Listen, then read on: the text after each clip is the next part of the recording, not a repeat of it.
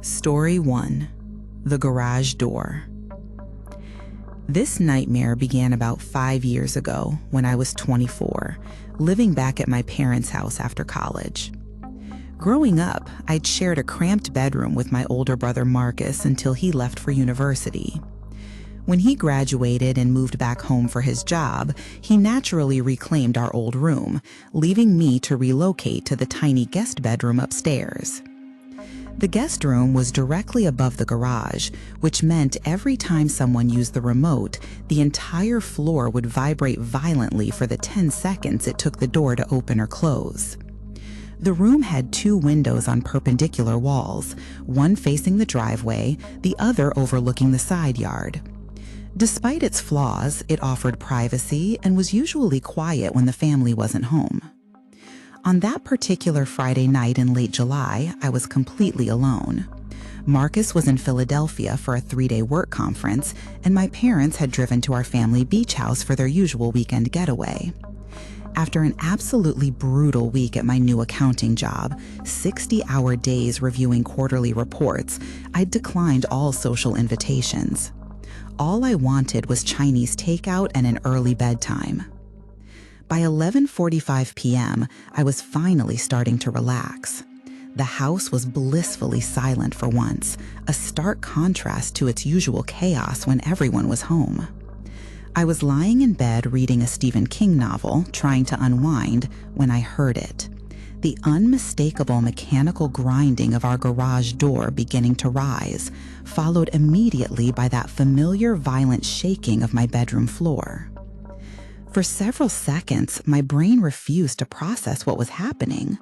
None of my family members should have been anywhere near home. My parents had explicitly confirmed they were staying at the shore until Sunday evening, and Marcus wasn't due back until Saturday afternoon. But there was no mistaking that sound. Someone had just opened our garage door.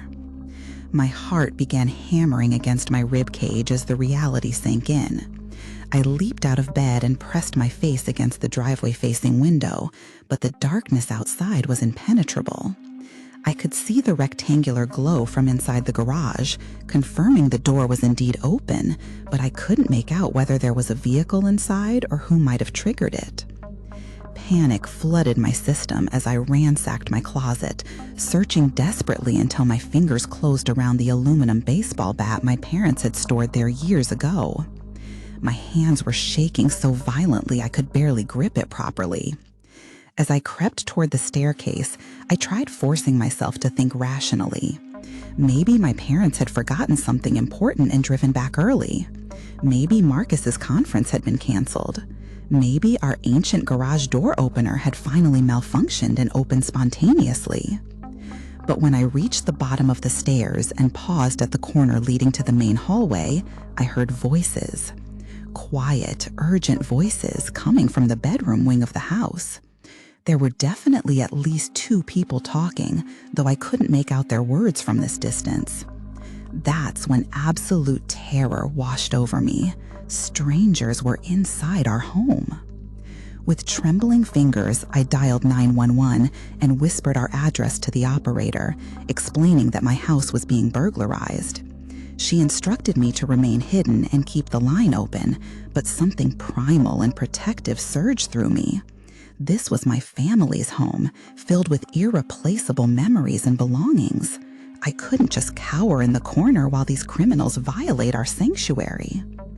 Ignoring the operator's urgent warnings crackling through my phone speaker, I gripped the bat tighter and crept down the hallway toward the voices. As I approached my parents' bedroom, I could hear drawers being yanked open and objects being moved around. They were clearly searching for valuables, probably cash, jewelry, or important documents. I took the deepest breath of my life, knowing what I was about to attempt was probably suicidal, but unable to stop myself.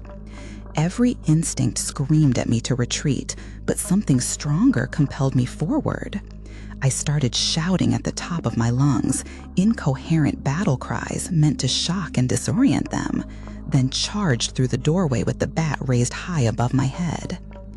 2 men were ransacking my mother's jewelry box and dresser drawers. They were both yelled in genuine terror when I burst in, clearly having assumed the house was empty. That momentary advantage filled me with desperate confidence, despite being outnumbered and completely inexperienced in actual combat. I swung the bat at the closer intruder with all my strength, connecting solidly with his left shin. He howled in agony and collapsed sideways, clutching his leg. But before I could turn to face his partner, the second man, significantly larger and more muscular than me, dropped his shoulder and tackled me with the force of a linebacker. We crashed to the floor together, my head striking the hardwood with a sickening thud. Stars exploded across my vision as he wrestled the bat from my weakened grip with embarrassing ease. Then his massive hands were around my throat, cutting off my air supply completely. I clawed frantically at his fingers, trying to pry them loose, but he was far too strong. Through my fading vision, I saw the first intruder crawling toward us, something metallic glinting in his hand, a switchblade knife. In that moment of absolute clarity, I realized I had made a catastrophic mistake. I was going to die in my parents' bedroom, and the last thing they would ever know about their youngest son was that he'd been murdered by strangers while trying to play hero. I actually began accepting my death, thinking about how devastated my mother would be when she found my body. But then, like a miracle, I heard the distant wail of police sirens growing louder. The man choking me loosened his grip slightly, his head turning toward the sound. The last thing I remember was him grabbing my baseball bat and swinging it at my skull with tremendous force. Everything went black instantly. When consciousness returned, someone was gently shaking my shoulder. I opened my eyes to see a police officer kneeling beside me, asking if I could hear him. My head felt like it had been split open with an axe, and it took several seconds for the memories to come flooding back. The bedroom sliding door to our backyard was wide open. The intruders had obviously fled through it when they heard the approaching sirens. The officer made me remain perfectly still while paramedics examined me for concussion and other injuries. Despite their strong recommendations that I go to the hospital for a CT scan, I refused treatment once they confirmed I was coherent and responsive. After giving a detailed statement to these investigating officers, I called my family to explain what had happened. My parents were furious with me for confronting the burglars instead of staying hidden, and they were absolutely right to be angry. If I had just followed the operator's instructions, the police might have arrived in time to catch the criminals red-handed. Instead, my reckless heroics had allowed them to escape while nearly getting myself killed. The intruders were never found, despite police canvassing the entire neighborhood and following several leads. My parents immediately installed a comprehensive security system upon returning home: cameras, motion detectors, floodlights, door sensors, the complete package. But in the days following the break-in, something kept nagging at me about the entire situation. Every door and window had been securely locked that night.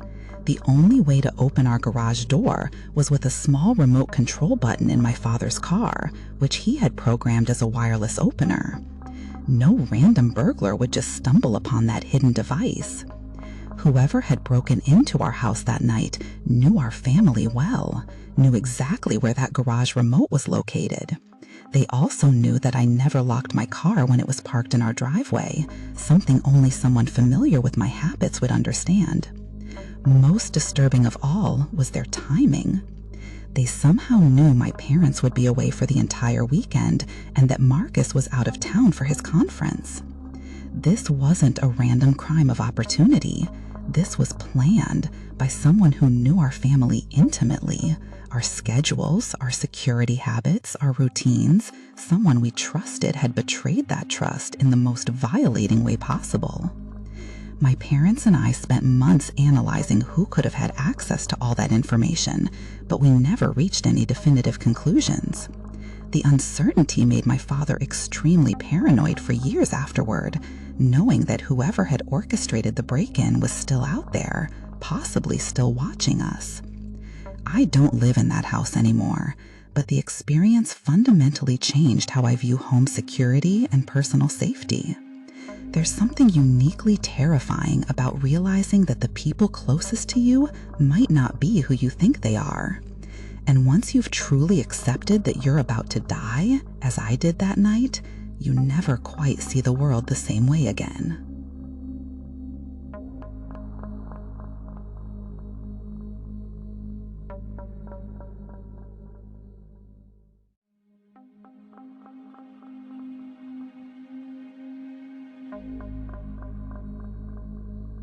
Story 2.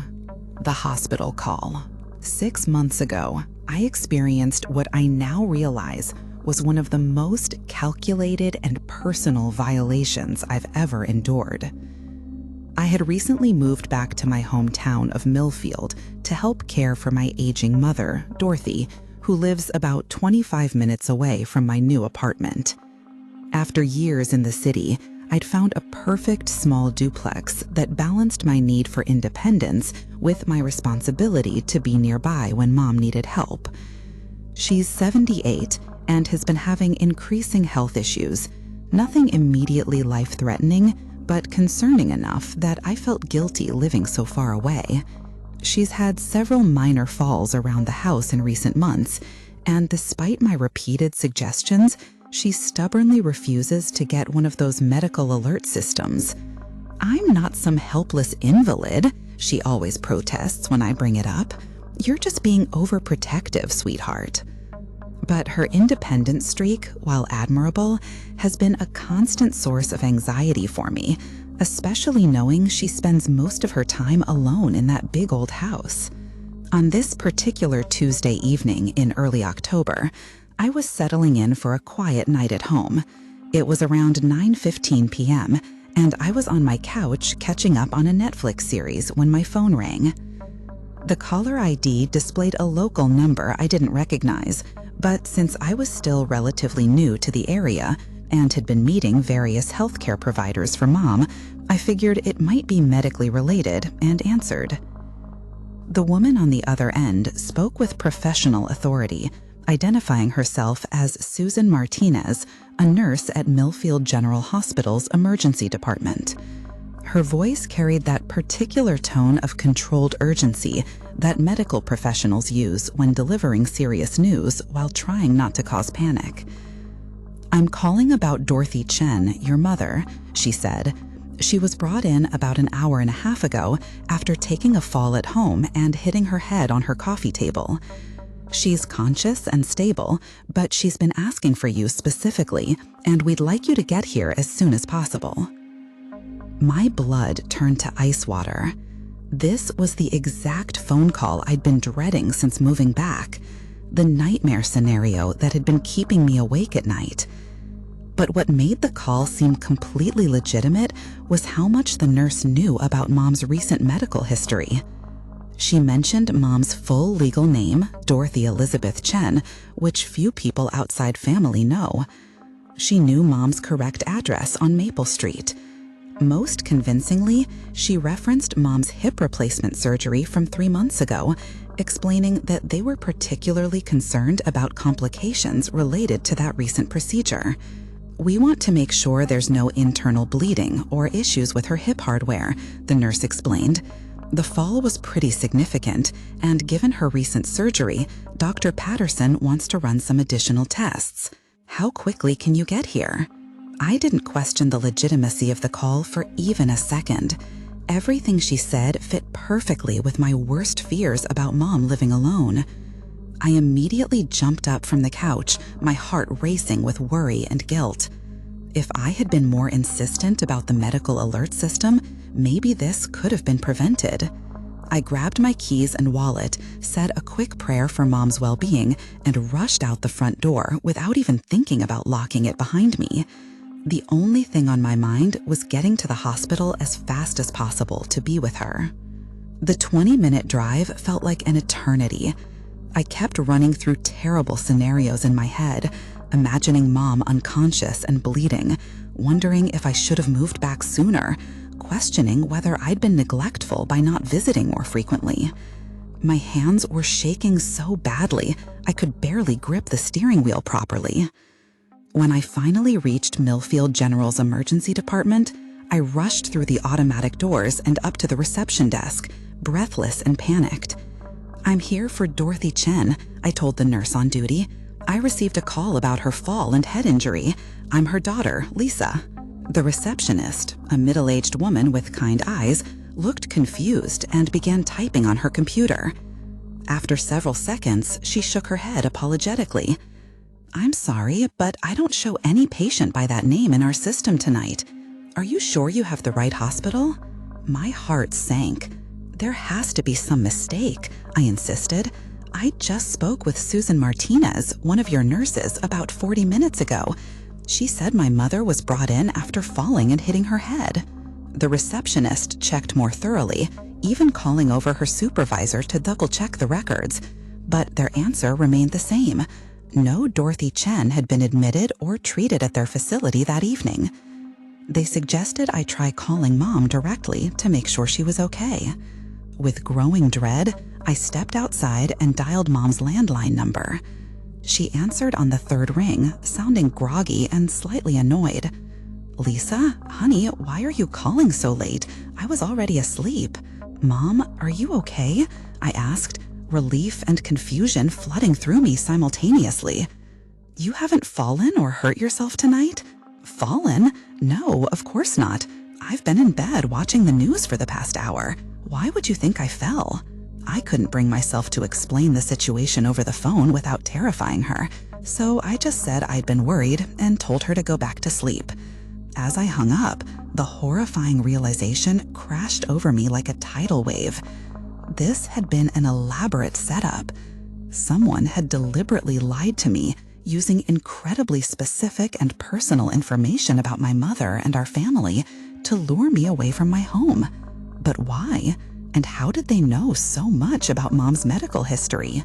I raced back to my duplex, my mind spinning with possibilities, none of them good. When I pulled into my driveway, the front door appeared undisturbed, exactly as I'd left it. For a brief moment, I allowed myself to hope that maybe nothing had happened. Maybe this was just some cruel prank or misunderstanding.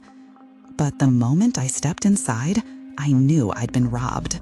The place had been systematically ransacked, but not in the chaotic way you'd expect from typical burglars looking for quick cash.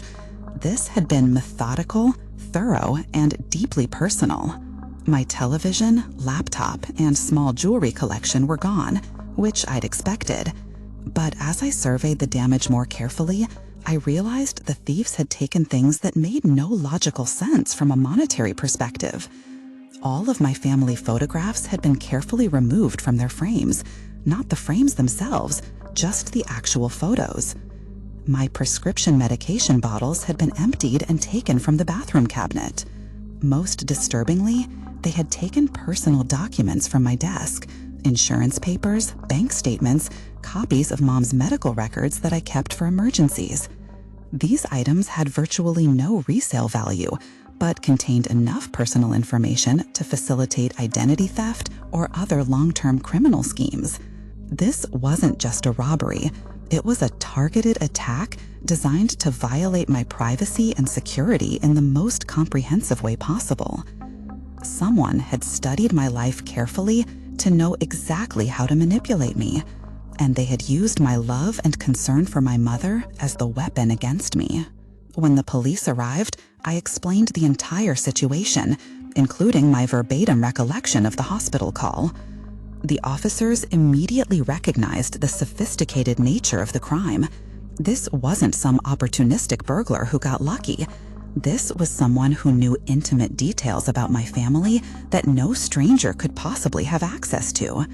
When Officer Rodriguez explained, "Whoever called you knew your mother's full legal name, her address, and specific details about her recent surgery. That's not information you can just look up online or guess randomly. This person either knows your family personally or has had extensive access to your mother's medical records." The investigation yielded few concrete leads. The phone number used for the fake hospital call traced back to a disposable cell phone purchased with cash. The thieves had been careful not to leave fingerprints or other physical evidence. Most frustratingly, there were no signs of forced entry, suggesting they had somehow obtained a key to my apartment. In the weeks following the break-in, I became consumed with trying to figure out who could have had access to all that personal information. The list of possibilities was terrifyingly short. Maybe a handful of people who knew both Mom and me well enough to have overheard or observed those details. I suspected that Mom, despite her good intentions, might have shared too much personal information with the wrong person. She's surprisingly social for her age and has a tendency to be overly trusting with new acquaintances. When I gently questioned her about recent conversations, she couldn't recall specifically mentioning her surgery or my living situation, but admitted she might have. You know how I am, sweetheart. I probably told half the grocery about my hip replacement, and I'm sure I've mentioned you moving back to help me to anyone who would listen. I'm just so proud of you for taking care of your old mom. The violation of our privacy has fundamentally changed how both Mom and I interact with each other. We're much more guarded about sharing personal information, even with people we think we can trust. I've installed security cameras and upgraded all my locks, but the psychological damage is harder to address. What haunts me most is the realization that someone we probably know and trust was capable of such a calculated betrayal. They used my deepest fear.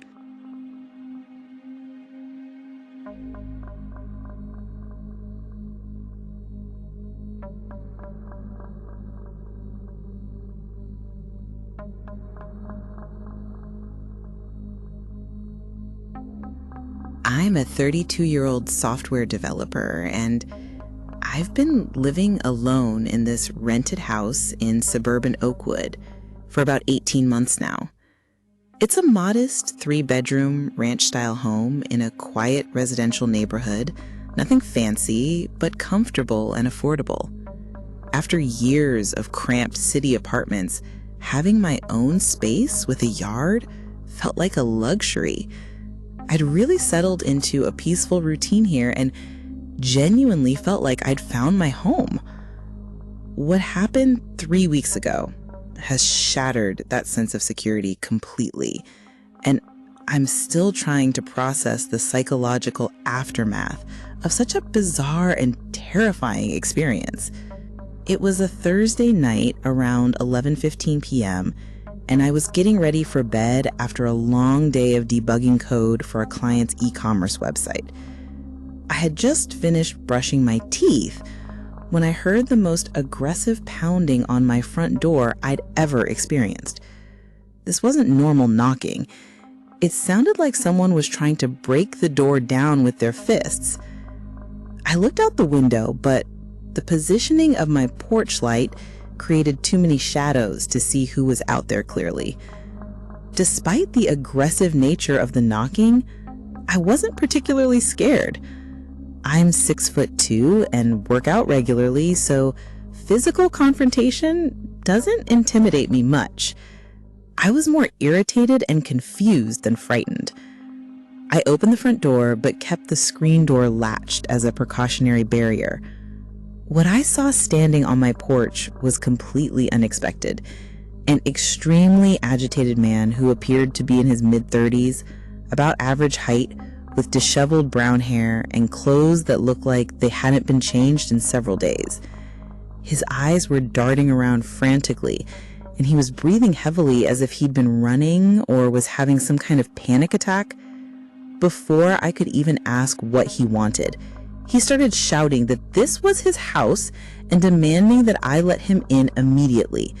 He claimed I was trespassing on his property and threatened to call the police if I didn't leave his home right away. My first assumption was that he was either high on drugs or experiencing some kind of mental health crisis, possibly both. I tried to speak calmly and reasonably, explaining that he obviously had the wrong address, but my attempts to de-escalate the situation only seemed to make him more agitated. That's when he started rattling off specific details about my house that made my blood run cold. He knew that the master bedroom door was poorly designed and would bang into the toilet if opened too quickly, something you'd only know from actually living here and making that mistake. He knew that the back door sticks badly and you have to lift it slightly while turning the handle to open it smoothly. He mentioned that the kitchen faucet has a specific quirk where you have to turn it just past the normal off position to stop it from dripping. These weren't details you could observe from outside the house or even from a quick walkthrough. These were the kind of minor annoyances that only someone who had actually lived here day to day would know about. I found myself speechless, just staring at him in shock as he continued listing intimate details about my home. But that was just the beginning of this nightmare. Through the screen door, he pulled out a manila folder and started showing me documentation that looked disturbingly official. He had what appeared to be a legitimate lease agreement with his name, David Kowalski, dated from about 8 months before I'd moved in. He showed me several pieces of mail addressed to him at this exact address, including utility bills and bank statements. Everything looked authentic, though I suspected somehow it had been forged. But then he pulled out his smartphone and started showing me photographs that made me question my own sanity. They were pictures of him inside my house, sitting on my current couch, watching television, cooking in my kitchen, even lying in what was now my bedroom. The photos looked completely recent and legitimate, not obviously edited or staged. Most unsettling was that many of them weren't solo shots. They included other people I'd never seen before, all acting comfortable and at home in what I knew was my space. He showed me one photo that he claimed was from July 4th of this year, just 4 months ago. It was a group selfie taken by a smiling woman I didn't recognize. In the photo, she, David, and several other people were gathered around my kitchen table with a box of fireworks visible in the background. The detail and natural context made it look completely authentic. These weren't posed or artificial shots, but candid moments of people genuinely enjoying themselves. The psychological impact was devastating. I knew for certain that I had been home on July 4th. I'd spent the day grilling in my backyard and watching fireworks from my front porch. But here was photographic evidence of other people celebrating the holiday in my house, apparently at the same time I was there. I started questioning my own memory and mental stability. How could this person have all this documentation and photographic proof if he'd never lived here? Was I somehow blocking out memories of sharing the house with roommates? Was I the one having some kind of psychological breakdown? The situation was so surreal and disorienting that I told David I was going to call the police to sort everything out. I wasn't being antagonistic. I genuinely didn't know what else to do. I figured law enforcement could check official records and determine who was telling the truth about the house's rental history. But the moment I mentioned calling the cops, David's entire demeanor changed dramatically. He suddenly became completely calm and composed, a stark contrast to his previous agitation. "Sure, go ahead and call them," he said with an unsettling smile. "I'll just wait out here while you do that." Then he simply walked away from my front door and disappeared into the darkness beyond my porch light. I watched from the window, trying to see where he went, but it was as if he had simply vanished. When the police arrived about 10 minutes later, there was no sign of him anywhere. I explained the entire bizarre encounter to the responding officers, showing them the exact spot where David had been standing and describing his documentation and photographs. They listened patiently, but seemed to dismiss the incident as just another case of someone having a mental health episode. "As long as he's gone now and didn't threaten you directly, there's not much we can do," Officer Kim explained. Some people go through psychotic breaks where they genuinely believe they live somewhere they don't. It's more common than you'd think. They suggested I contact my landlord to get information about previous tenants, thinking that might provide some answers about how David could have known so much about the house. Then they left, leaving me alone with more questions than answers. I wasn't satisfied with just letting it go, though. Whether or not David was mentally ill, he still had somehow acquired detailed knowledge of my home and apparently legitimate-looking documentation. With my landlord's help, I managed to contact the couple who had rented the house before me. My landlord, Mrs. Patterson, had no idea who David Kowalski was and said she'd never rented to anyone matching his description. She'd owned the house for over 20 years and kept meticulous records of all tenants. According to her files, the house had been occupied by the Morrison family for 3 years before I moved in, and before that, by a retired couple named the Hendersons. When I spoke with Tom and Sarah Morrison, they were just as confused as everyone else. They confirmed they had lived in the house alone with their 2 young children for 3 years and had never had any roommates or long-term guests. They've never heard of David Kowalski and couldn't explain how he would have such intimate knowledge of the house's quirks. We lived there for 3 years and barely had overnight visitors, Sarah told me over the phone. I have no idea how some stranger could know about the sticky back door or the bedroom door issue. That's really creepy. For 2 weeks after the initial incident, nothing else happened. I started to convince myself that maybe it really had been an isolated case of someone having a mental breakdown, and that I'd probably never see David again.